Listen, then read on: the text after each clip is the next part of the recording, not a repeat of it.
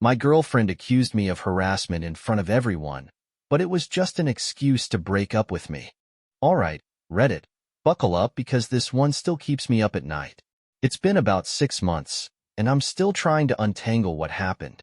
For context, I, 28M, was dating Emily, 26F, for about a year and a half. Things were good, or at least, I thought they were. Emily worked as an ER nurse, and I'm a high school history teacher. We had different schedules, but we made it work. Or at least we used to.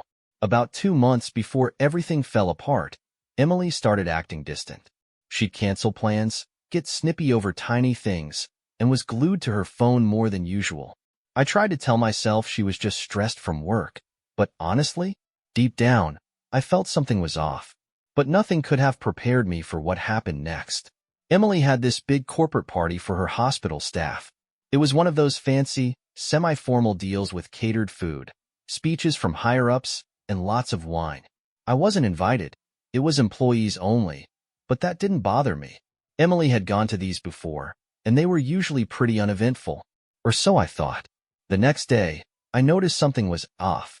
My phone had a bunch of missed calls and texts from mutual friends.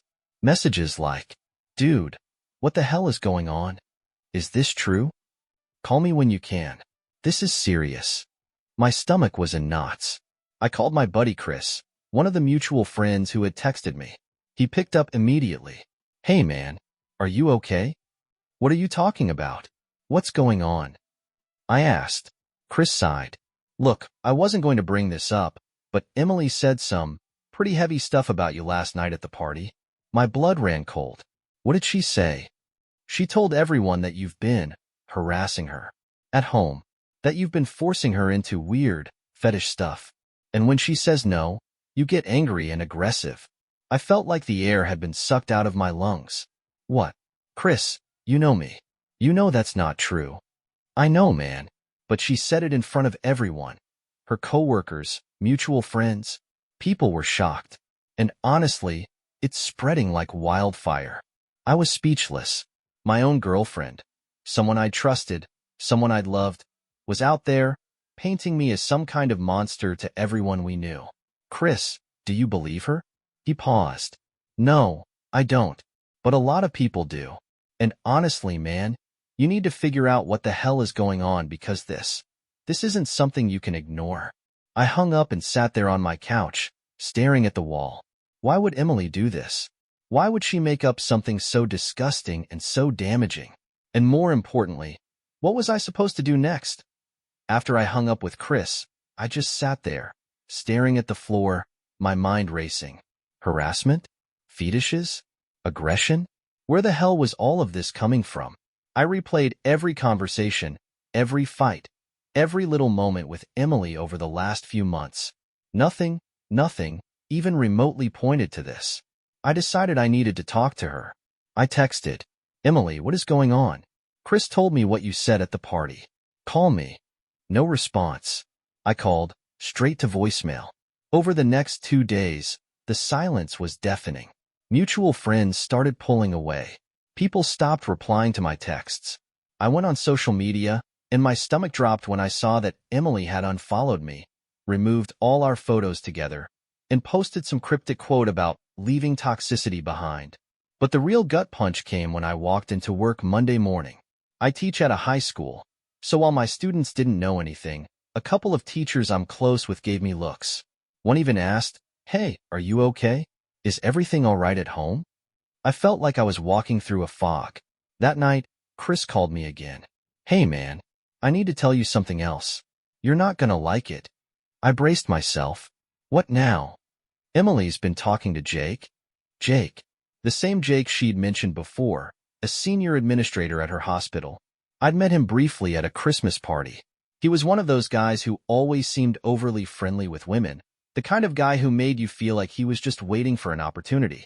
"What do you mean she's been talking to Jake?" I asked. After the party, they left together. I didn't see them leave, but Maddie told me they were in the corner talking for a while before they slipped out. And apparently, they've been seen together a lot at work. I felt a sharp pain in my chest, like someone had physically punched me. "Chris, do you think they're together?" That this is all a cover for her to leave me cleanly? Chris hesitated. I don't want to assume anything, but yeah, man. It's starting to look that way. I hung up and just sat there in silence. So this was it. Emily had spun a disgusting, reputation-destroying lie to save face, to make herself look like the victim. But why? Was it guilt? Fear? Or did she just not care about the fallout for me? I couldn't let this stand. I needed answers. So I did something I'd been avoiding. I sent Emily one final text. We need to talk. Face to face. Tomorrow. If you ignore this, I'm coming to your work. To my surprise, she replied within minutes. Fine. Meet me at the park near my place at 6 p.m. tomorrow. That was it. No apology. No explanation. Just fine. The next evening, I stood in that park, watching the sun dip below the horizon, my heart hammering in my chest. When Emily finally walked up to me, she didn't look upset, or angry, or even guilty. She looked prepared. The park was quiet when Emily arrived, the distant hum of traffic and the occasional bark of a dog the only background noise. She walked up to me, arms crossed, her face set in this tired, defensive expression. I didn't waste time. I asked her why she lied, why she'd said those things about me at the party. Her reaction wasn't anger or remorse. It was exhaustion. She told me it wasn't supposed to blow up like this. Those words hit me harder than anything she could have screamed. Emily admitted that Jake, her coworker, had been involved in all of this. He was the one who suggested the lie, the one who convinced her that the cleanest way to leave me without drama was to make me the bad guy. Apparently, she and Jake had been seeing each other for a while. It wasn't love, she said. It was a mistake that spiraled out of control. But Jake wasn't willing to let it end quietly. He told her that if she didn't make me look like the problem, he'd tell the higher-ups at the hospital about their relationship. He'd ruin her career. And she believed him. The worst part was how she justified it. She said she thought it would all fade away eventually, that people would forget, that it wouldn't stick to me forever, like it was some sort of stain that would just wash off with time. She looked broken as she spoke, but I couldn't bring myself to feel sorry for her.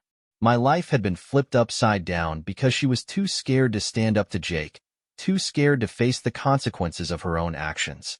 When I pressed her about Jake, whether he knew she was telling me all of this, she froze. He didn't know. And she said he couldn't find out. Before I could say anything else, she turned and walked away, her silhouette fading into the dimming light of the park. I stood there, numb, trying to process everything she just told me. Jake, a man I'd met once, shook hands with, and thought nothing of. He was the one who'd planted the seed, pulled the strings, and left my life in shambles while he carried on like nothing happened. But I wasn't going to let this end here. After Emily walked away, I stood there in the fading light, replaying every word she'd said. Jake, Jake, a name that now carried more weight than it ever should have. For days, I couldn't focus on anything else. I couldn't sleep, I barely ate, and I avoided calls and texts from mutual friends who were still trying to check in, but were clearly fishing for gossip. My job suffered too. Standing in front of a classroom full of teenagers while rumors swirled behind my back was a waking nightmare. But one thing became clear. Jake wasn't just some sleazy coworker. He was a manipulator, and Emily had been just one of his pawns. But while she was willing to walk away and let this mess settle into whatever shape it would take, I wasn't. I started digging. First, I reached out to Chris again. He was still one of the only people who believed me. I asked him if Maddie, or anyone from the party, had mentioned Jake or noticed anything strange about Emily's relationship with him before all of this. Chris hesitated but eventually told me something interesting. A few months ago, Maddie said Jake was overly friendly with Emily at work events. He'd always corner her, offer to help with her career, stuff like that. But Emily brushed it off, said it was nothing. That was my first clue. Next, I went online. Emily had blocked me everywhere, but Jake's profiles were wide open. His social media was polished, lots of inspirational leader nonsense, photos from hospital charity events, and carefully staged candid shots. But the comments under his photos? That's where I noticed something strange. There were a few accounts, burner accounts, probably, that kept leaving cryptic messages under his posts. Things like, Karma always catches up. How do you sleep at night, man? You think no one knows, but people talk. The accounts were private, but I screenshotted everything. Then, I decided to go one step further. I reached out to a former coworker of Emily's, a nurse named Sarah. I remembered her because she'd been at a barbecue Emily and I hosted last summer, and she seemed like someone who didn't shy away from honesty. Sarah hesitated to talk at first, but after some coaxing, she opened up. Jake has a reputation, she said carefully over the phone. He's been reported before, but nothing ever sticks. Admin always brushes it under the rug. He knows how to cover his tracks, and honestly, a lot of people are scared of him.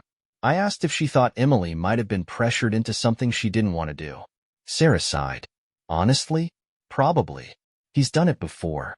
Emily isn't the first, but she's the first I've seen take it this far, throwing someone else under the bus like that. It all started to fit together. Jake had Emily in a corner. He manipulated her, threatened her, and convinced her to use me as her escape plan. But now, it wasn't just my reputation at stake. It was clear that this guy had hurt other people, too. I couldn't let this go. I started putting everything I had into a folder. Screenshots, texts, notes from my conversations with Chris and Sarah. I didn't have a clear plan yet, but I knew I wasn't going to just sit there and let Jake walk away clean. Then, out of nowhere, Emily texted me again. You need to stop asking questions. Jake's starting to notice. Please, just drop it. But I was too far in now. Because the next day, Sarah called me back, her voice shaking. You're not going to believe this, but someone else is coming forward about Jake. And it's bad. Really bad. Sarah's voice trembled on the phone as she told me what she'd learned. Another nurse, Rachel, had recently come forward about Jake. Unlike Emily, Rachel wasn't backing down. She'd filed an official complaint with HR and was planning to take it further. According to Sarah, Rachel had been pressured by Jake for months. Inappropriate comments, lingering touches, offers to mentor her career if she'd just play along. When she rejected him, the charm turned into threats. He implied her shifts could get worse, her evaluations might mysteriously drop, and she could find herself pushed out of the hospital entirely. But Rachel was done being silent. She's not just filing a complaint internally, Sarah said. She's planning to go public. Like, news outlet public. She's already talking to a reporter. This was huge. If Rachel's story went public, Jake wouldn't be able to control the narrative anymore. But at the same time, it felt fragile. Like it could all fall apart if someone pushed the wrong way. I asked Sarah if Rachel might be willing to talk to me. At first, she was hesitant, but after a day of waiting, and more sleepless hours on my end, I got a text from an unknown number. This is Rachel. Sarah said I could trust you. Can we talk? We set up a call later that night. Rachel's voice was steady, but there was an edge of exhaustion behind it, like she'd been carrying a heavy weight for too long. She told me everything. Jake had isolated her, made her feel trapped, and when she tried to push back, he turned cold and calculating. But there was something else, something Rachel said that stopped me cold. Emily knew about me. I froze. Wait, what do you mean? Emily knew this was happening to you? Yeah, I confided in her a while back. She said she understood. But she also told me she didn't think she could help. Like she was scared of him too. I felt like I'd been punched in the gut. Emily knew. She knew Rachel was being harassed, manipulated, and pressured, and she still went along with Jake's plan to throw me under the bus. Rachel, are you sure you want to go public? This is going to get messy. I have to, she said firmly. If I don't, this guy's just going to keep doing it to someone else. And I'm tired of being scared. I hung up the call and stared at the growing folder of evidence on my desk. Screenshots, texts, notes, and now Rachel's story. This was bigger than just me. Bigger than Emily. Jake was a predator, and he was using his position of authority to silence people, one way or another. But there was still one piece missing, Emily. I needed to confront her one last time. Not to yell, not to accuse, but to give her one final chance to do the right thing. I texted her. Emily, I know everything. About Jake. About Rachel. About your part in all of this. You have one chance to make this right. Meet me tomorrow. Same park, same time. This time, Her reply came instantly. Okay. I closed my laptop and leaned back in my chair, staring at the ceiling. Tomorrow, one way or another, this was all going to come to a head. The park felt different this time, quieter, heavier. Emily was already there when I arrived, sitting on a bench with her hands clasped tightly in her lap. She looked smaller somehow, like all the fight had drained out of her. I sat down next to her, leaving a gap between us. Neither of us spoke for a long moment. I talked to Rachel, I said finally. Her shoulders tensed. She didn't look at me. She told me everything, Emily. About Jake. About how you knew what he was doing to her, and still went along with his plan. Emily let out a shaky breath, her voice barely above a whisper. I didn't know what else to do. He said if I didn't follow through, he'd ruin me. He said he'd make sure I never worked again. So you let him ruin me instead? I asked.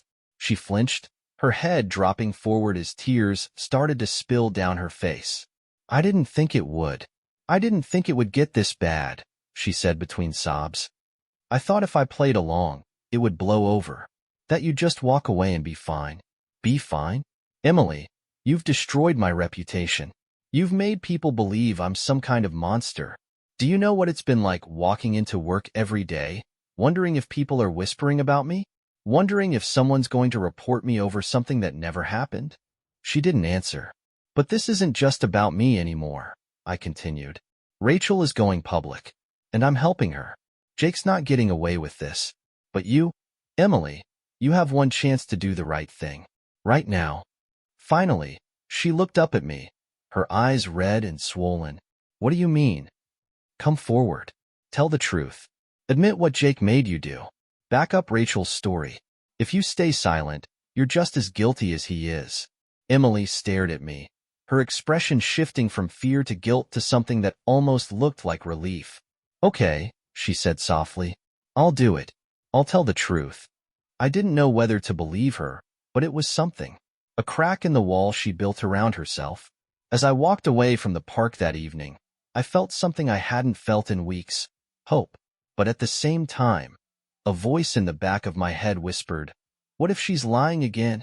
The days after that final conversation with Emily felt like a slow crawl through quicksand. Every hour was heavy with anticipation.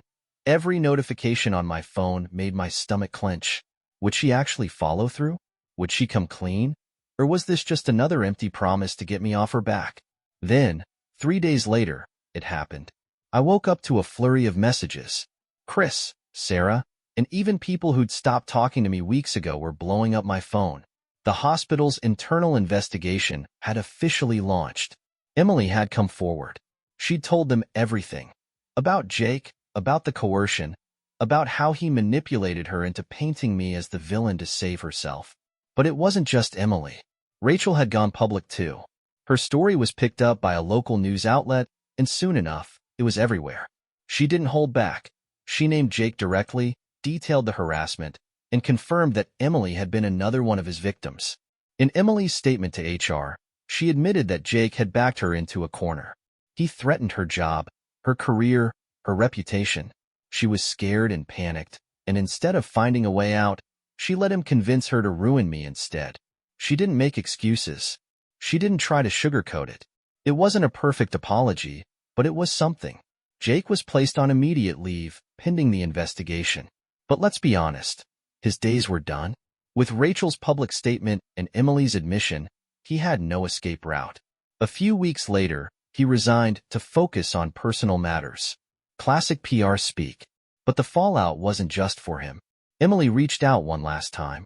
She wanted to meet in person, but I couldn't do it. I couldn't sit across from her again, knowing everything she'd done. Instead, I told her to put whatever she had to say in a text. Her message was long. She said she was sorry, not just for what she did, but for how cowardly she'd been in letting Jake manipulate her. She admitted she'd been selfish and scared, but she hoped that coming forward had at least started to repair the damage she'd done to me, to Rachel, and to herself. I didn't reply. I didn't know what to say. My name wasn't magically cleared overnight. Some people still believed Emily's original story. Some people just liked believing the worst in others. But the important people, the ones who mattered, they believed me. Chris stuck by me. Sarah thanked me for standing up, and Rachel became a friend. A few weeks after everything blew up, Rachel and I grabbed coffee. We sat across from each other, two people who'd been dragged through the mud by someone else's lies and manipulation. "Do you ever think about how close he came to getting away with it?" she asked. I nodded. "Yeah, and it scares me." She gave me a small smile. "But he didn't. And that's what matters."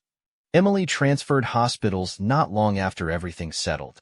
I heard she's trying to rebuild her life. I hope she does better this time. I hope she learns from this. As for me, things are getting back to normal, or as normal as they can be after something like this. The rumors have mostly died down. My friendships are healing, and I can walk into work without feeling like everyone's eyes are on me. But every now and then, when things are quiet, I'll still feel that knot in my chest. The reminder of how quickly everything can fall apart because of one lie, one moment of weakness. I'm not bitter, not anymore. But I am different. Wiser, maybe. A little harder around the edges. If there's one thing I've learned through all this, it's that the truth has a way of crawling out, no matter how deep someone tries to bury it. And sometimes that's enough. What would you do in a similar situation? Share your opinion in the comments.